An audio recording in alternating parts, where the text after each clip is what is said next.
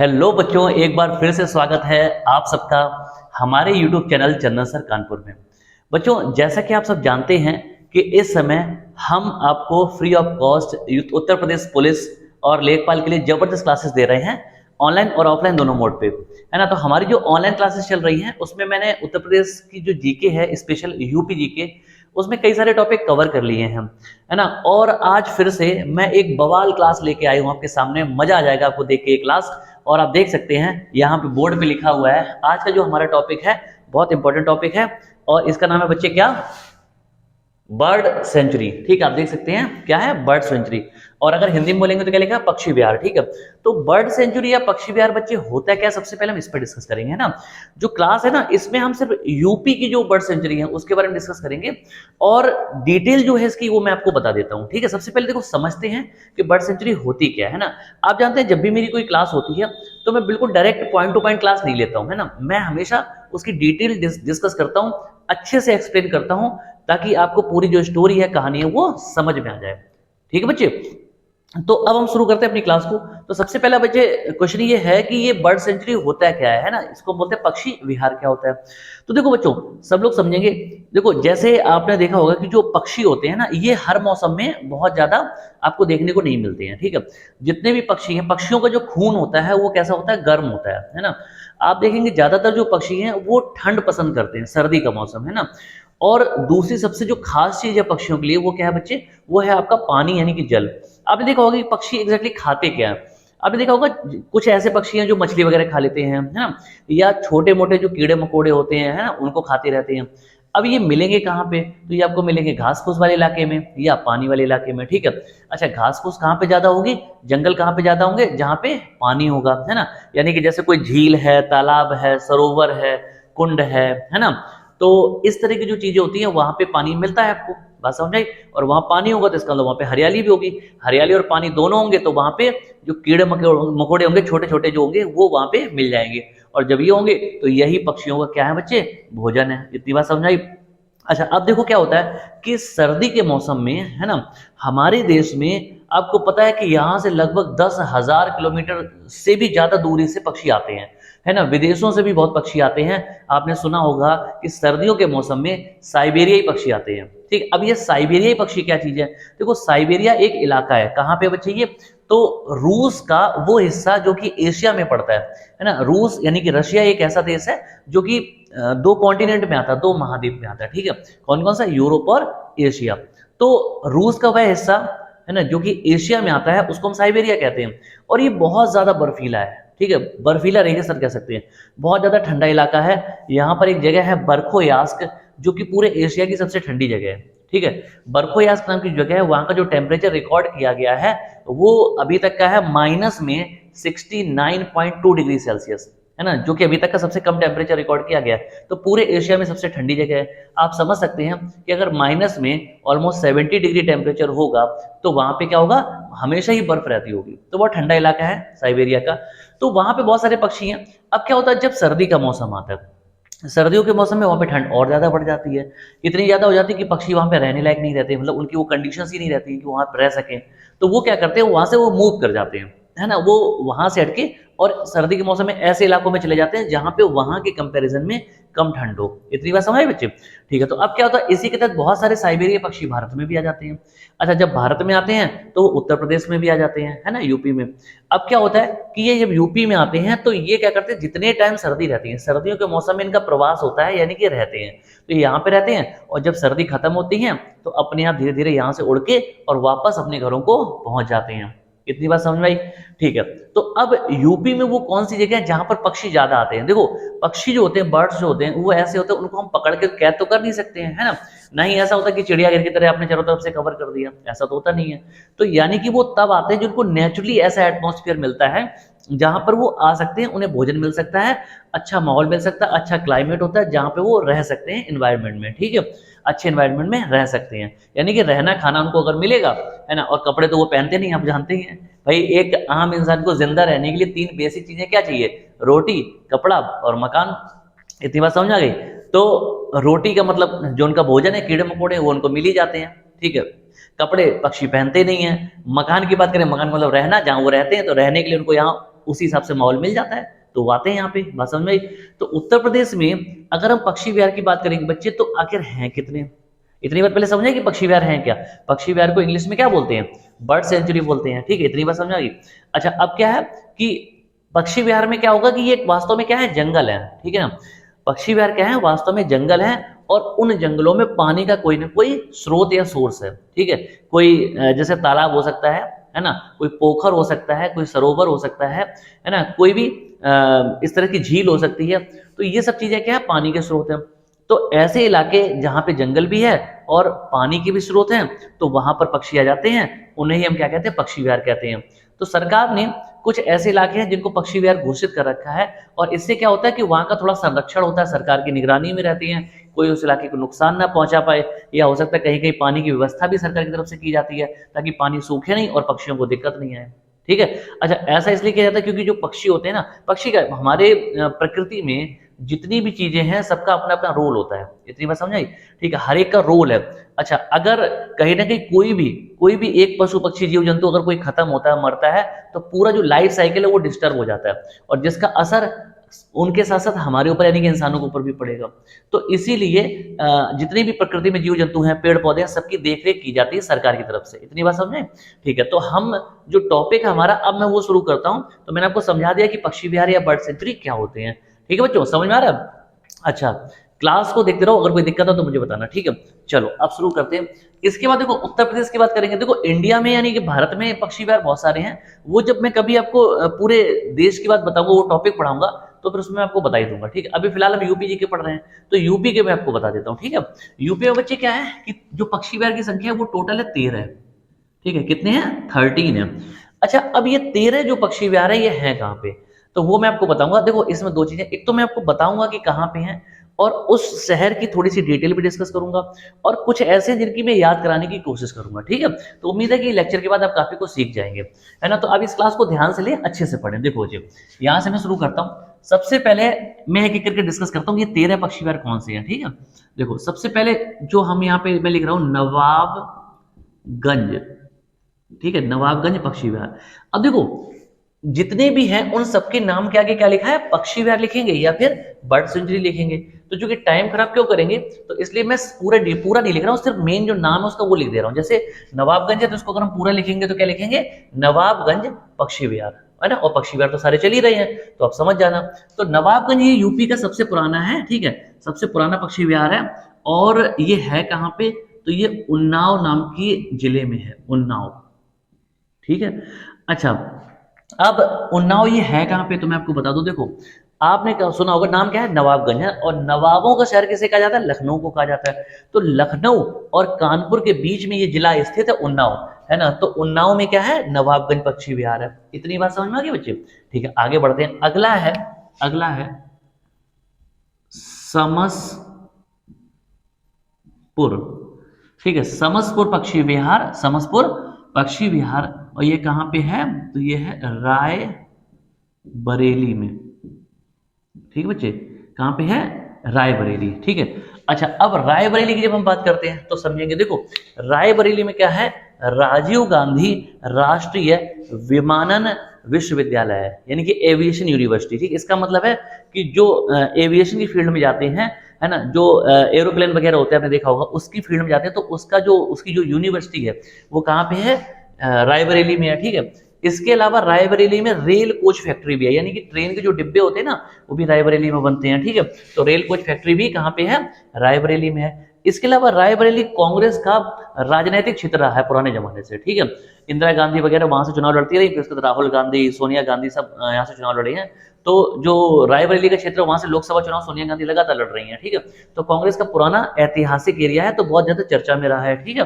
तो रायबरेली, और रायबरेली की अगर बात करेंगे तो ये है कहाँ पे, तो अगल बगल में आप देखेंगे तो अमेठी है, ठीक है। अमेठी जो जिला है वो है, प्रतापगढ़ है, ये सब आसपास के जिले हैं, और कानपुर और लखनऊ से बहुत ज्यादा दूरी इनकी नहीं है, ठीक है।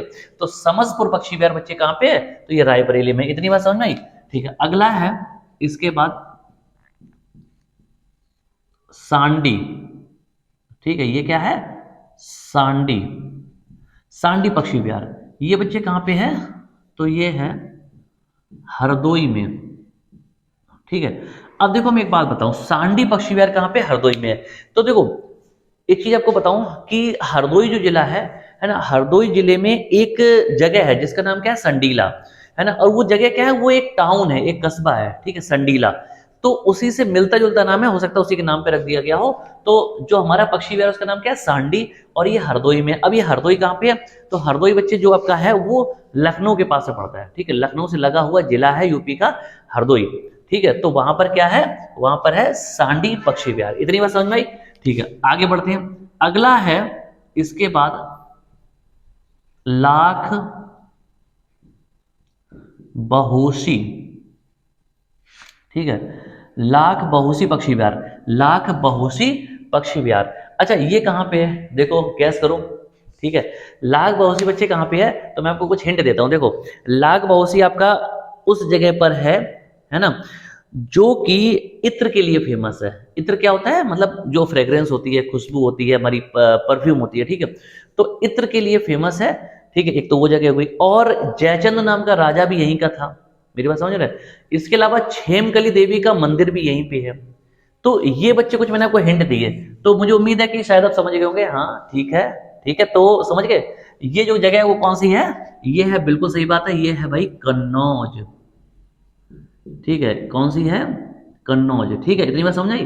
कन्नौज में क्या है, लाख बाउसी पक्षी विहार है। आगे बढ़े, अगला है, अगला मैं यहां पे लिख देता हूं, पार्वती, ठीक है, अर्गा, पार्वती अर्गा पक्षी विहार है। ये कहां पे बच्चे, तो ये है गोंडा में, ठीक है। पार्वती अर्गा जो पक्षी विहार है ये कहां पे है, तो ये गोंडा में है, ठीक है। अच्छा गोंडा जो है, आपने सुना होगा, मैंने आपको पहले पढ़ाया था क्या, कि हमारे यहाँ उत्तर प्रदेश में टोटल मंडल की संख्या कितनी है, मंडल मतलब जोन या डिवीजन, ठीक है। तो उत्तर प्रदेश जो मंडलों की संख्या वो कितनी बच्चे, 18 है ना। उनमें से एक मंडल है जिसको बोलते हैं देवी पाटन मंडल, देवी पाटन मंडल। देवी पाटन जो मंडल है ना, उसका जो हेडक्वार्टर है वो कहाँ पे है, गोंडा में है ना, लखनऊ के पास में पड़ता है, बगल में एक जिला है गोंडा। तो वहां पर क्या है, पार्वती अर्गा बर्ड सेंचुरी, या फिर हम कह सकते हैं पक्षी विहार। इतनी बात समझ आ गई, ठीक है। आगे बढ़ते हैं, अगला पढ़ते हैं। अगला है, यहां मैं लिख देता हूं, समान, ठीक है, समान पक्षी विहार। ये कहां पे है, तो ये है मैनपुरी में, ठीक है। कहां पे है, मैनपुरी में, ठीक है। तो समान पक्षी विहार बच्चे कहां पे, ये मैनपुरी में है, ठीक है। अच्छा अब मैनपुरी की जब बात करेंगे, तो मैनपुरी कहां पे है, तो उत्तर प्रदेश में है ना, यूपी में है ना, इटावा जो जिला है ना, इटावा जिले के जस्ट बगल में, इटावा से 55 किलोमीटर की दूरी पर क्या है, वो है मैनपुरी नाम का जिला है। बात समझ में आ रही है, ठीक है। इटावा काफी फेमस है ना, कई सारी चीजों के लिए फेमस है, क्योंकि लॉयन सफारी इटावा में आप जानते होंगे, इटावा का पुराना नाम इष्टिकापुरी है ना। तो इटावा से सिर्फ 55 किलोमीटर की दूरी पर एक जिला है जिसको बोलते हैं मैनपुरी। और मैनपुरी में बच्चे क्या है, वो है समान पक्षी विहार, ठीक है। इतनी बात समझ आई, क्या है, समान पक्षी विहार। आगे बढ़े, ठीक है, आगे बढ़ते हैं। इसके बाद और देख लेते हैं, ठीक है। अगला है बच्चे, इसके बाद है बखीरा, बखीरा, ठीक है। बखीरा जो पक्षी विहार है ये बच्चे कहां पे है, तो ये आपका है संत कबीर नगर में, ठीक है। कहां पे है, संत कबीर नगर। इतनी बात समझ आई, ठीक है। अब देखो इसको कैसे याद करेंगे, बखीरा जो लिखा है ना, बखीरा जो शब्द वो मिलता जुलता किससे है, फकीरा से। मेरी बात समझना, बखीरा जो शब्द है वो किससे मिलता जुलता है, फकीरा से। और फकीरा किससे बना है, फकीर से। और फकीर किसे कहते हैं, फकीर कहते हैं कि कई सारे जो साधु संत बाबा टाइप के लोग होते हैं ना, उनको फकीर कहते हैं। इतनी बात समझ आई। तो साधु संत बाबा कहते हैं, और संत यहाँ पे लिखा है, तो संत कौन थे, कबीरदास जी संत थे, आपको पता ही है। तो संत कबीर नगर में कौन है, संत कबीर नगर में, ऐसे करें, संत कबीर नगर में कौन है, फकीरा। और फकीर से मिलता जुलता क्या, बखीरा। तो बखीरा नाम का जो पक्षी विहार है वो बच्चे कहां पे है, तो वो संत कबीर नगर में। इतनी बात समझ आई, ठीक है। आगे बढ़ते हैं, अगला है बच्चे ओखला, ओखला पक्षी विहार, ठीक है। ओखला बच्चे कहां पे है, तो मैं आपको बताऊं, देखो ओखला, देखो यहां पे अभी पहले लिख देता हूं फिर मैं बताता हूं, गौतम, ठीक है, बुद्ध नगर, ठीक है। अब देखो गौतम बुद्ध नगर किसे कहते हैं, गौतम बुद्ध नगर नोएडा वाला एरिया है, ठीक है, दिल्ली से लगा हुआ जो नोएडा, ग्रेटर नोएडा का एरिया है वो गौतम बुद्ध नगर जिले में आता है। क्योंकि आपको पता होगा कि नोएडा और ग्रेटर नोएडा जो है वो जिले नहीं है, ठीक है ना, वो गौतम बुद्ध नगर नाम के जिले के अंतर्गत आते हैं, ठीक है।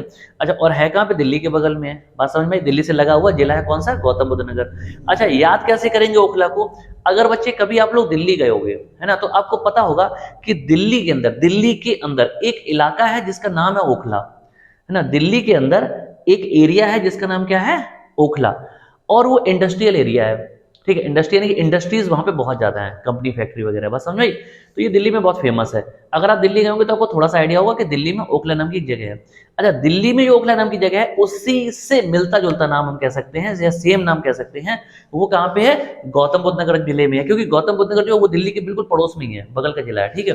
तो गौतम बुद्ध नगर जिले में क्या है, ओखला पक्षी विहार है। अच्छा, वो ओखला अलग है, ये ओखला अलग है, क्योंकि ये ओखला पक्षी विहार है, वो ओखला इंडस्ट्रियल एरिया है, हालांकि अलग अलग है, लेकिन चूंकि अगल बगल की बात है तो हम ऐसे करके याद कर सकते हैं, ठीक है। इतनी बात समझ में आ गई, ठीक है, आगे बढ़ते हैं बच्चे। अगला है इसके अलावा विजय सागर पक्षी विहार, ठीक है, विजय सागर पक्षी विहार। तो ये बच्चे कहां पे है, तो ये है महोबा, ठीक है, महोबा कौमा हमीरपुर, ठीक है, महोबा कौमा हमीरपुर। देखो मैं इसका बता दूं, विजय सागर जो पक्षी विहार है वो महोबा और हमीरपुर दोनों जिले में नहीं लिखे। अच्छा, दोनों इसलिए लिखे क्योंकि मैंने पहले बताया ये क्या होते हैं, जंगल होते हैं, तो एक जिले से ज्यादा दूसरे जिले में फैले हो सकते हैं, यानी कि बड़े एरिया में भी हो सकते हैं। तो इसलिए इसका ज्यादातर हिस्सा महोबा में आता है और थोड़ा बहुत किस में आता है बच्चे, वो हमीरपुर में आता है। तो इसलिए मैंने दोनों लिख दी हैं कि हमीरपुर और महोबा में क्या था, विजय सागर। अच्छा, इसका नाम भी देखो, विजय और सागर, ऐसा लग रहा है दो अलग अलग नाम है, तो दो नाम अगर अलग अलग लग रहे हैं तो उसी तरह से दो जिलों में फैला हुआ है। और बुंदेलखंड का क्षेत्र आप जानते हैं कि महोबा और हमीरपुर बच्चे कहाँ पे आता है, वो बुंदेलखंड में आता है। इतनी बात समझ आई, तो इस तरह से याद कर लेंगे, ठीक है। अगला है सुरहा ताल, ठीक है, सुरहा ताल पक्षी विहार, ये बच्चे कहाँ पे बताओ, ठीक है। सुरहा ताल जो पक्षी विहार है बहुत आसान, देखो सुरहा ताल जो पक्षी विहार है बच्चे, ये आपका है ये आपका आता है उत्तर प्रदेश का जो सबसे पूर्वी जिला है ना, उत्तर प्रदेश का सबसे पूर्वी जिला यानी कि ईस्टर्न डिस्ट्रिक्ट है, बिहार से बिल्कुल टच करता है, ठीक है। समानांतर सरकार का गठन यहाँ पे किया गया था पुराने जमाने में, बात समझ में आई, कुछ हिंट मिला, जी हाँ, तो इसका जो नाम है वो है बलिया। सुरहा ताल पक्षी विहार कहाँ पे बच्चे, बलिया में है, ठीक, इतनी बात समझ आ गई। चलो अब देखो, तो यहाँ पे टोटल कितने हो गए भाई, 2 4 6, 6 और 4 10, अब बचे हैं 3, ठीक है, तो उन 3 को और देख लेते हैं। इसके बाद है पटना पक्षी विहार, कौन सा है, पटना, पटना पक्षी विहार। अब देखो पटना जो है ये वैसे क्या चीज है, ये आपने नाम सुना होगा, पटना बिहार की राजधानी का भी नाम है ना, बिहार की कैपिटल है ना पटना, लेकिन यहाँ बिहार वाले से कोई मतलब नहीं, ये यूपी का क्या पक्षी विहार है, पटना पक्षी विहार इसका नाम है पूरा, ठीक है। तो ये कहां पे है, तो ये है आपका एटा में, उत्तर प्रदेश का एक जिला है जिसको क्या कहते हैं, एटा कहते हैं, ठीक है। तो ये कहां पे है, एटा में है। इतनी बात समझ में आ गई, ठीक है, आगे बढ़ते हैं। अच्छा, अब इसके बाद अगला है बच्चे, और वो है आपका सुर सरोवर, सुर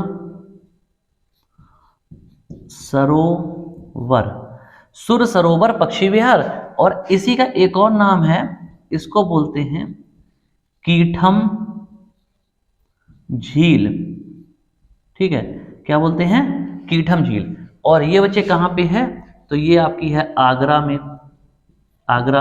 अच्छा, आगरा आपको पता है, आगरा में किला फेमस है, आगरा का ताजमहल फेमस है, आगरा का पेठा फेमस है ना। और आगरा में क्या है, एतमादुद्दौला का मकबरा है, आगरा में सिकंदरा नाम की जगह है, वहां पर क्या है, वहां पे अकबर का मकबरा है, और आगरा के पास फतेहपुर सीकरी है, वहां पे बुलंद दरवाजा है, सलीम चिश्ती की दरगाह है, ठीक है। तो आगरा तो बहुत ऐतिहासिक है, सिकंदर लोदी ने बसाया था 1504 में, तो आगरा पे बहुत सारी चीजें जो है वो मैंने आपको बताई। तो आगरा में क्या है, इसको हम बोलते हैं सुर सरोवर पक्षी विहार या फिर कीठम झील के नाम से जानते हैं। इतनी बात समझ आ गई, ठीक है। तो टोटल बच्चे कितने हो गए, 2 4 6 इधर हो गए और 2 4 6 इधर, 12 हो गए, ठीक है। अब हमारे पास लास्ट बचा है और वो मैं आपको बता देता हूं, ठीक है। तो वो है यहाँ पे लिख देता हूँ मैं,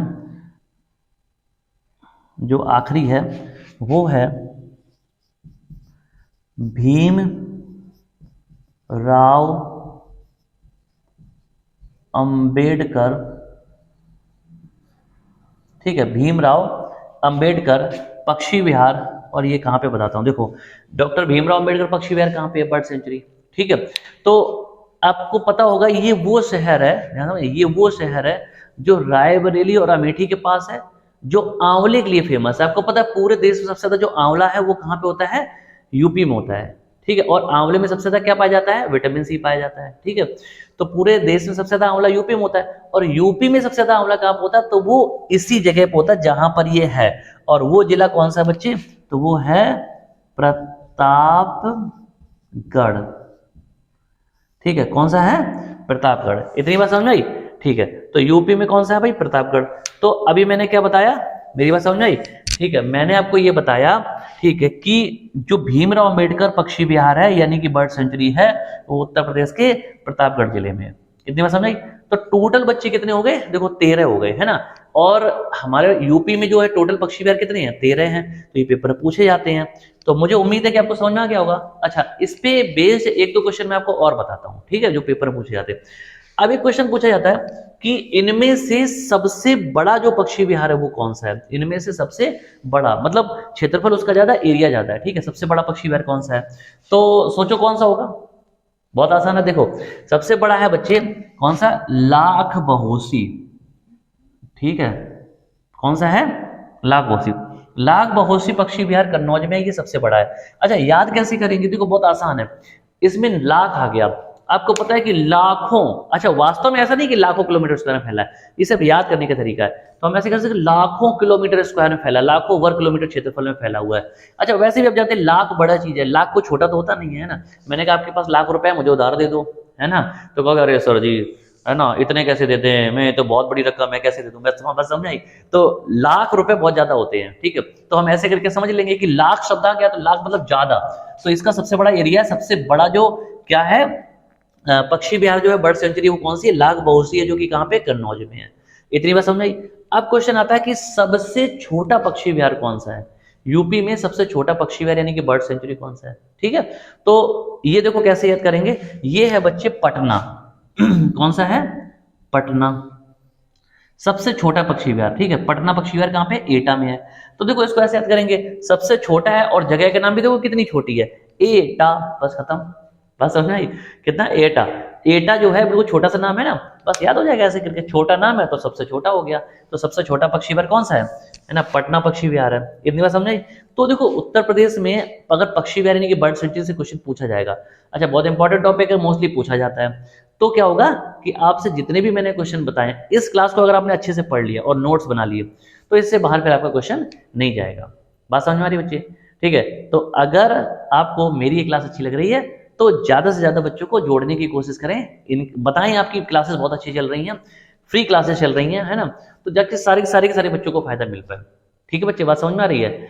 और सपोर्ट करें थोड़ा सा। मैं देखता हूँ कि कई बार बच्चे क्या करते हैं ना कि ठीक है यार पढ़ लिया हो गया चले गए, है ना, ऐसा नहीं है ना। अगर देखो आप लोग हमें थोड़ा सपोर्ट करेंगे तो हम लोग भी तो कोशिश करेंगे, मेरी बात समझना। हमने बेहतरीन कोशिश की है ना, फ्री ऑफ कॉस्ट पढ़ा, कोई पैसा भी नहीं ले रहे और इतनी मेहनत कर रहे हैं। आप देख रहे हो कि अभी इस समय काफी ज्यादा रात हो चुकी है। ठीक है, और इतनी रात में भी मैं आपके लिए क्लास ले रहा हूँ, है ना, घर नहीं गया, अभी खाना भी नहीं खाया मैंने, बात समझ में आ रही है। 11-12 बजे कहीं घर पहुंचता हूँ, तो इतनी जब अगर मेहनत कर रहे हैं तो आप लोगों से बस थोड़ा सपोर्ट चाहिए। आप लोग तो घर पे होगे, रजाई में घुसे होगे, अपने दोस्तों को बताओ कि भाई क्लासेस चल रही फ्री, ज्यादा से ज्यादा लोगों को जोड़ो, चैनल सब्सक्राइब करवा दो, घर में जितने मोबाइल हो सब में सब्सक्राइब करा दो, है ना, बेल आइकन ऑन कर लो, और जो क्लासेस होती है इनको चला के रख दिया करो। रात में 10 बजे 11 बजे के बाद तो नेट वैसे ही खत्म होना होता है, 12 बजे, है ना, दिन चेंज हो जाता है ना, बस लगा दिया करो। इतना बस सपोर्ट चाहिए आपसे। ठीक है बच्चे, तो मिलते हैं जल्दी एक और बेहतरीन क्लास के साथ, है ना, मिलते हैं अगली क्लास में बच्चे। ठीक है, नमस्कार, जय हिंद।